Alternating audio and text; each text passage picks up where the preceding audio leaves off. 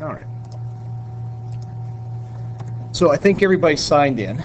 If you haven't, if you can come see me after, and we'll get your cell phone number. So I just want to start off with sort of the negative, the bad news. So in the past, we've had parents who have, unfortunately, they've brought alcohol along on this trip. They have smoked in front of the students. They have used foul language in students' presence. They provide some preferential treatment to students. Go in, buy an ice cream cone for their child, and then the rest of the kids sort of sat around with sad faces.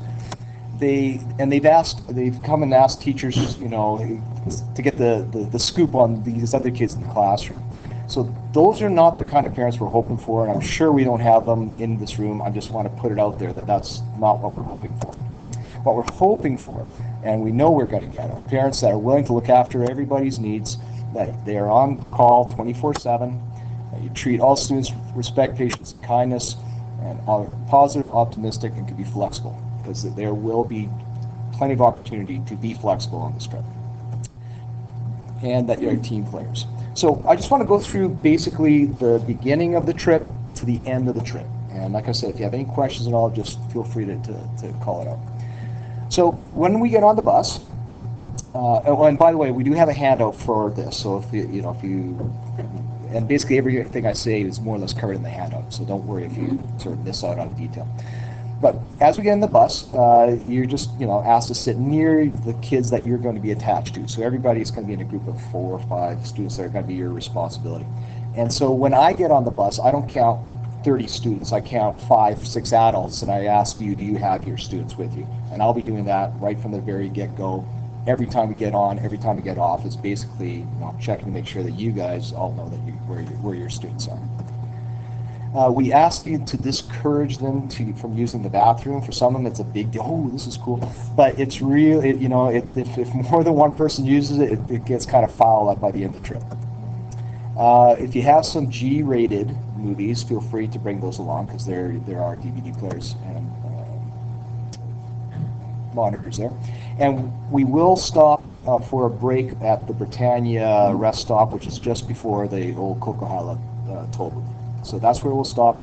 Quick rest break, 10-15 minutes, back on, and then we are in Fort Langley. So now when we get to Fort Langley, you will be in charge of a brigade. Now the brigade is just your group, and each brigade consists of 2 to maybe 3 groups. So there'll be like 2 to 3 adults with 10 to 15 kids in the group. So there are 8 stations. 5 of them are led by Fort staff. They are in costume and in character, and 3 of them are led by you. Now, when we get, as we turn off the freeway, there will be some of you that are going to be asked to go into, like once we arrive, there's going to be some of you that are going to be asked to go in to sort of get a quick 5-minute workshop on how to do your part. And so when we get off the freeway, if that's you, then I'd suggest that you grab your lunch at that point, eat your lunch on the bus, because when we roll into the parking lot, everybody else will go find a picnic table, whatever, have their lunch, while a group of you will go into the building. The staff there will give you a quick orientation of what to do.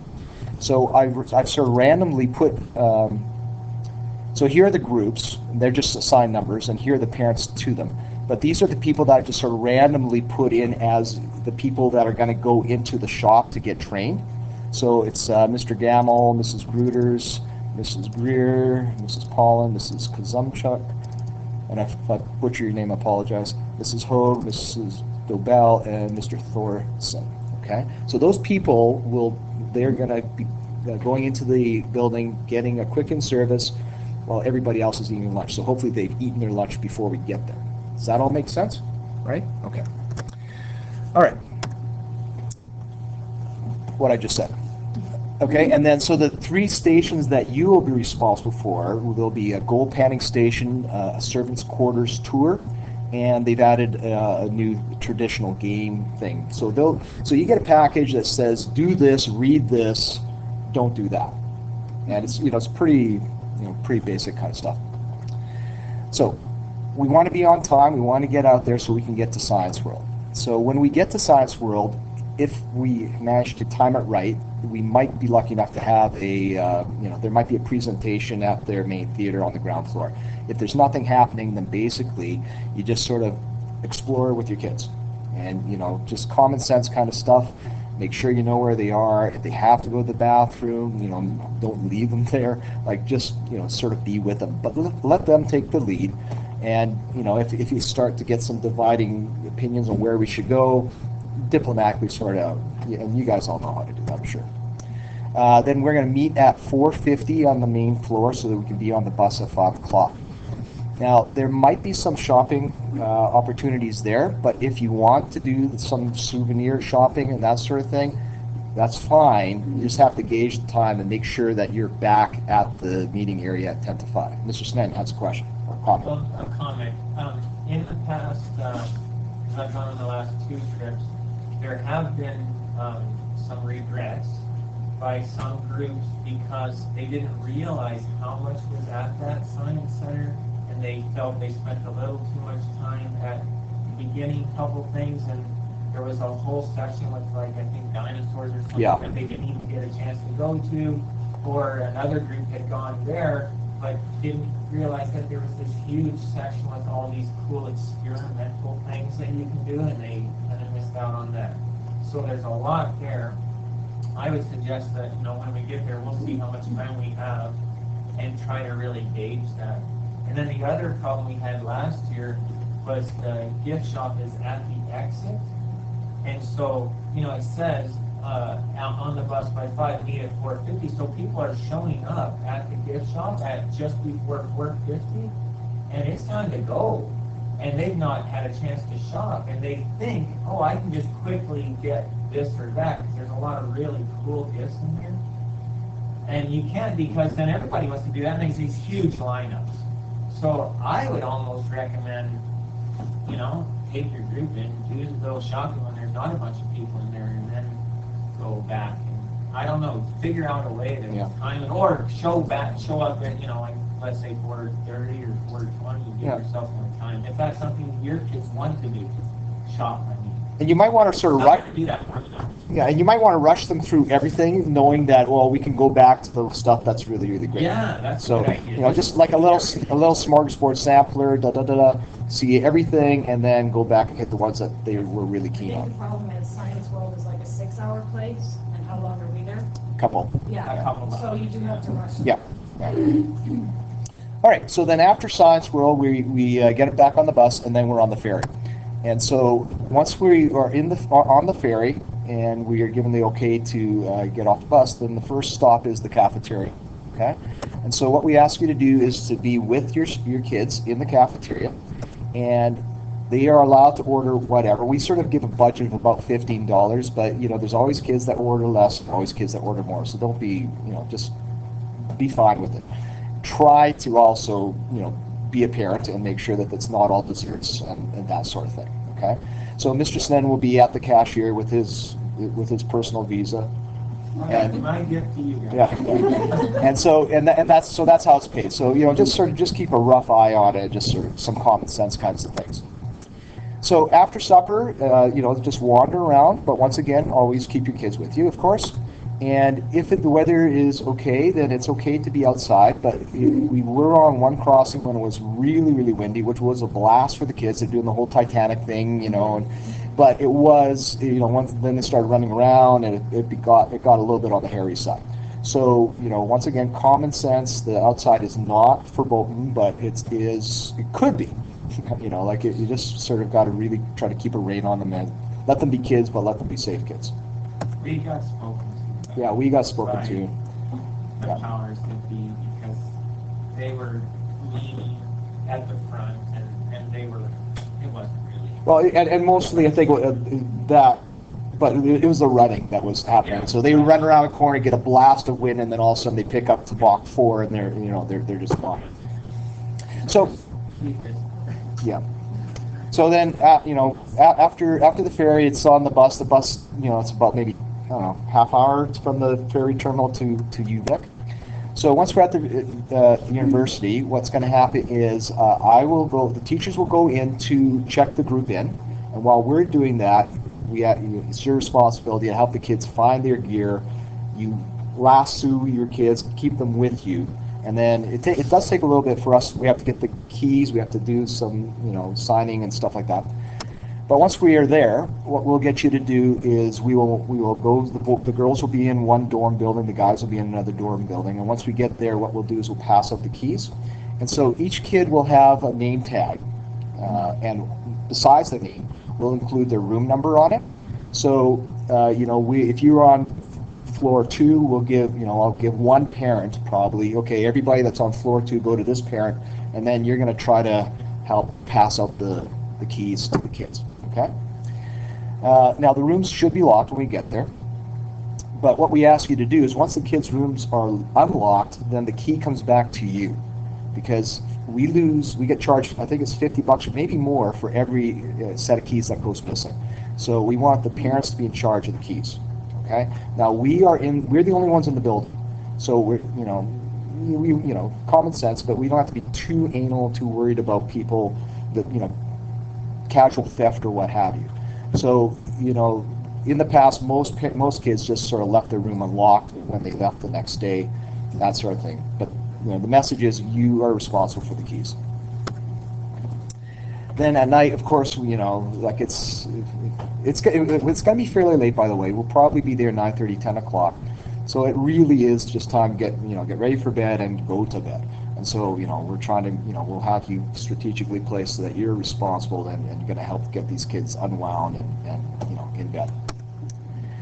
And then, next day, set an alarm clock, talk to the kids, who wants to get up early for a shower, that sort of thing. Try to help get them organized with that. So it's a typical dorm where the rooms are on the outside, the perimeter of the building, and in the interior is the bathroom area, and there's private showers, private bathroom stalls, a communal 4-sink, 5-sink kind of countertop area.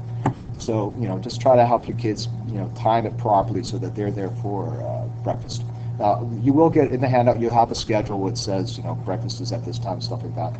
So once again, just try to help these kids so that they're all ready in a reasonable time.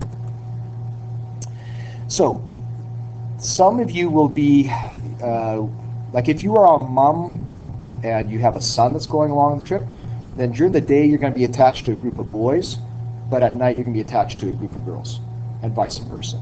So if that's your situation, and you are with a different group at night, your job is in the morning you get this group ready for breakfast. You go to the cafeteria. We'll show you where the cafeteria is.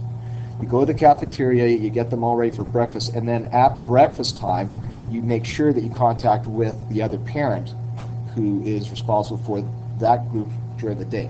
Does that make sense? For a lot of you, if you're a dad with a son, it's no problem. But it's just when it's a different gender. So we do the handoff at breakfast time because it's just too tough to get everything coordinated before or after that. Okay. Just remember to bring your backpack. Make sure the kids all remember that we want you to be at the cafeteria at breakfast with everything for the day. We don't want kids going for breakfast and then, oh, I forgot this, I forgot that. Just make sure they're ready for travel for that day.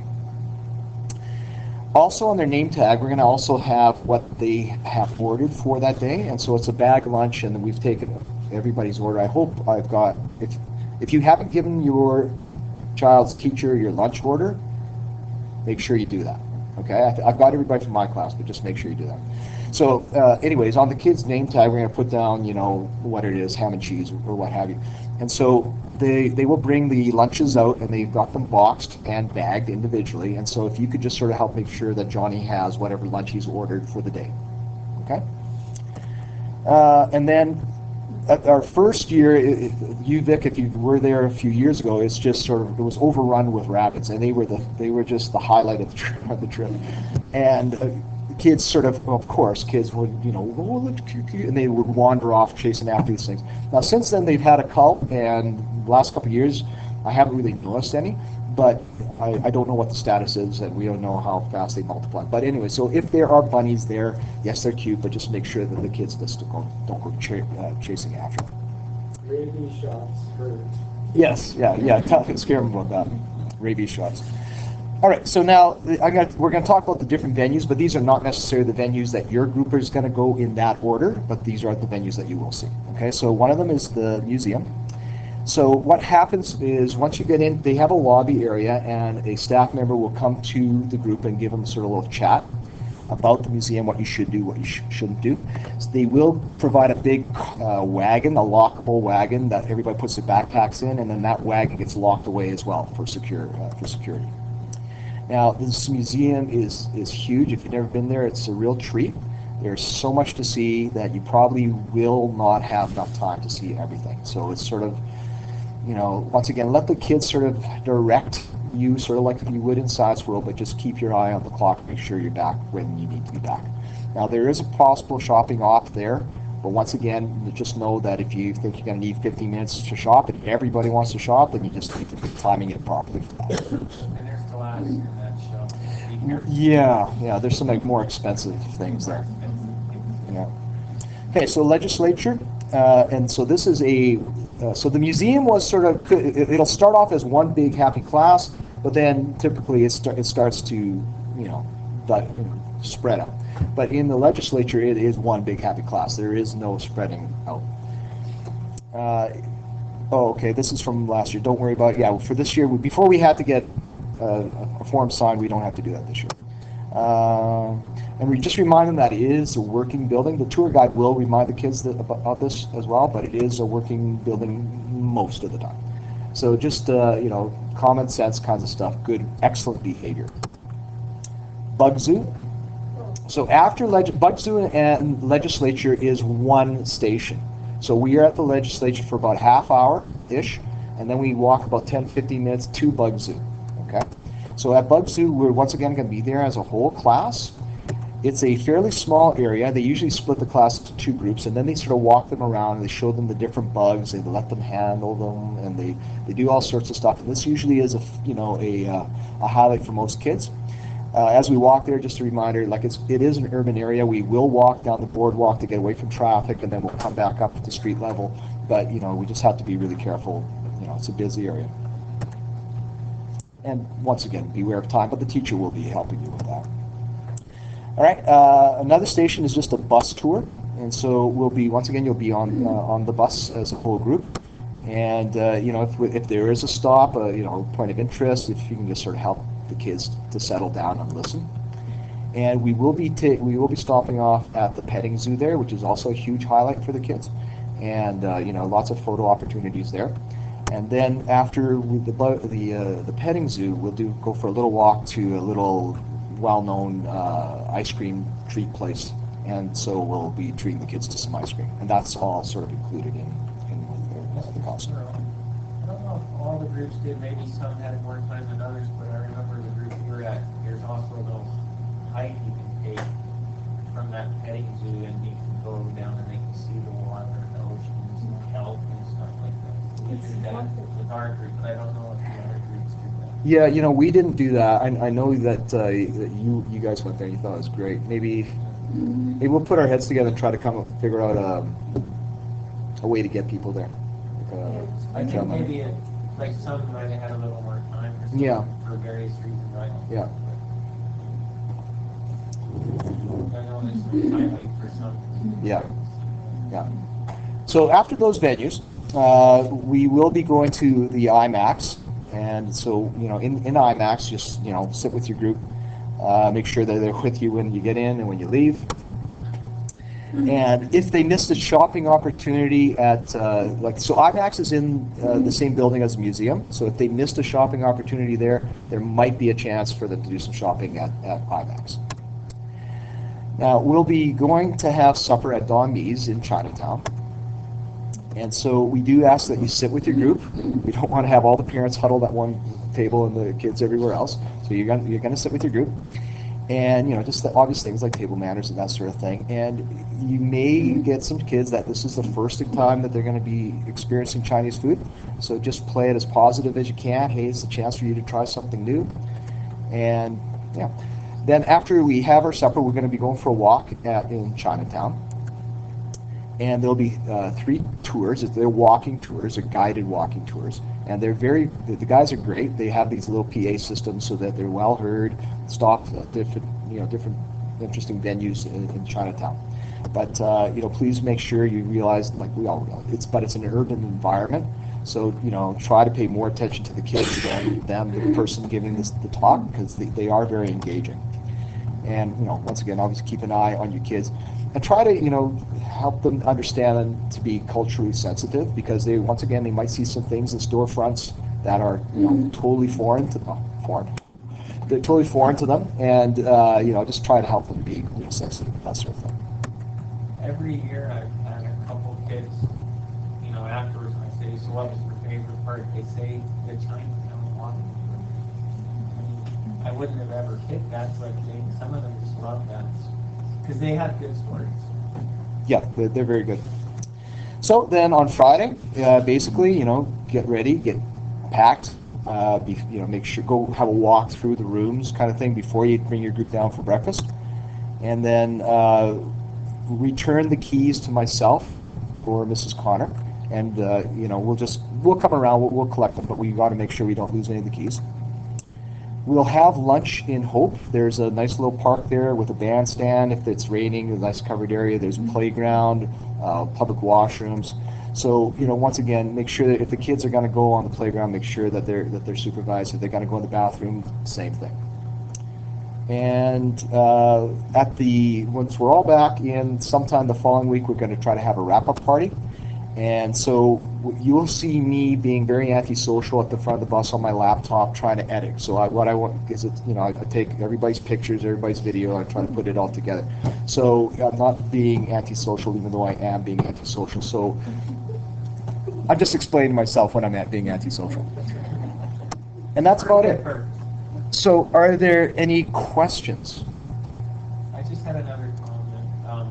In the dorm room, there was an issue at one time, this was in the boys' dorm. I don't know what it was like with the girls, but there was a feeling by a couple chaperones that let's let the kids unwind and before bed, and so they started to let them have a tag game, a chase game, and I would just please ask you not to do that, because it seems all fun and innocent enough, but there's heavy doors, and so when I heard, I go and check, and they're running through the bathroom, and there's doors that they're slamming open and running, and they could slam a door into somebody, or it's just, And the health and safety person is panicking. So please don't let them do that. Yeah, and another well-meaning, episode was when at 10 o'clock at night, some parents thought it'd be a great idea to go and play tag and burn off some energy, but they're burning off energy beside other dorms with other school groups that weren't too impressed. So, we will be the only group in our dorm, but there will be other school groups in other neighboring dorms. Question? Just to be clear on the sleeping part, there's 2 children per room, and we're with our own child, the parents. How do you maintain that they actually sleep for the night at the bathroom? Yeah, so the room configuration, each floor is a combination of doubles and single rooms. And so, we typically had an open door kind of policy. So, we play that one the way you want to. But, it's pretty simple. You're in bed and you're hearing noise. Go up and get up and deal with it as to whatever comfort level you think is required. My experience so far is they're so exhausted. They're out. Yeah, both days are long days. They're busy days. So, yeah, we haven't had that kind of issue, and kids are, at summer camp, they're all wound up still at 10 o'clock at night kind of thing. They're knock on wood. It's been pretty good. I was there 2 years ago, and there really wasn't any noise after the kids went to bed, but before that, they were all single rooms, but then there was a rampant virus of, I'm too scared to stay by myself even though the door's open. Right. I'm sure that wasn't happening in the boys' dorm, but it was happening in the girls' dorm. So we were schlepping mattresses up and down the hallway so they could bunk into their room. So the rooms are all ready for 2. That's great, and we did leave the doors open. Yeah. Yeah, so, hopefully everybody's going to be happy enough with the room that they're in and that sort of thing. And, you know, you have to make some field decisions, and, you know, like if there's someone that's really not happy for whatever reason, you know, like come see a teacher, or feel free to handle it yourself like you'd want it handled for your child. You know, like sort of common sense needs to rule the day as much as we possibly can. Any other questions? Anything to add, Mr. McEwen? Yeah, we absolutely appreciate you folks being on this trip and taking the time out to do this. Obviously, the trip couldn't run without volunteers. For your own safety, and I know that there are some employees here at the school district, for those of you who've worked with kids before, the general rule is that you don't want to be alone with one child on your own. So if you happen to leave a group because of a situation or something where you're going to be required to be in a washroom or in confined space where there's not general public, grab another student to come with you so that you're never alone with the child. And that's really just for your own safety. If somebody says something or whatever, you don't want to be in a position where it's my word against their word. And that sort of rules education pretty well, you know. So again, on one hand, I'm very thankful that you're participating, and also I love that first slide there. I think just about the behavior of parents sometimes. I look around in this room and I don't foresee any problems. But we have had issues before where a teacher or Mr. Smed or me have had to talk to some parent about some of their conduct as well. So again, a lot of this is for your protection and for children's protection, and I'm sure because you're giving up days at work or days at home or whatever, you understand the spirit of that. So we appreciate that. You know, you're talking about food, little things like granola bars and stuff like that. Is that something that should be brought with you, or? Yeah, so in the past, we've encouraged, like the kids are bringing their own bag lunch on the first day, and we say, you know, if they want to bring snacks, that's fine. We kind of ask you to keep an eye on sneaking into the gift shop on the ferry or any of these other places where they typically have the junk food. You know, try to, you know, once again, be the parent and not the buddy, and just sort of guide them that way. I think it makes sense. Yeah. Yes. Thanks. So are there any food allergies? Yes. So before we go, we're going to have a medical list, and we'll certainly make sure that you are aware of if any, well, you'll be aware of everybody, and we'll make double sure that you're aware of if that child is under your supervision. So nuts on the ferry with a snack, yes, no, or keep it like sweet? Well, I mean, we'd always kind of like to say no nuts as best we can. And, you know, it's... You're in a public place at that point, though, and so, you know, if a child needs it, I think they're going to be carrying it. But again, the school itself, what they're providing and what we're purchasing and things like that should be not aware that we're discouraging. Any other questions? No? Well, I mean, if you do think of something, just remember we do have a website where we post our frequently asked questions, and you know, there may be some new ones, but after 4 years at least of doing this, we probably, well, we haven't heard them all, but we've heard many of them. So feel free to go, check that, and then if you still have questions, drop us a line. So thank you. Thank you for that. Bring all the parents or kids,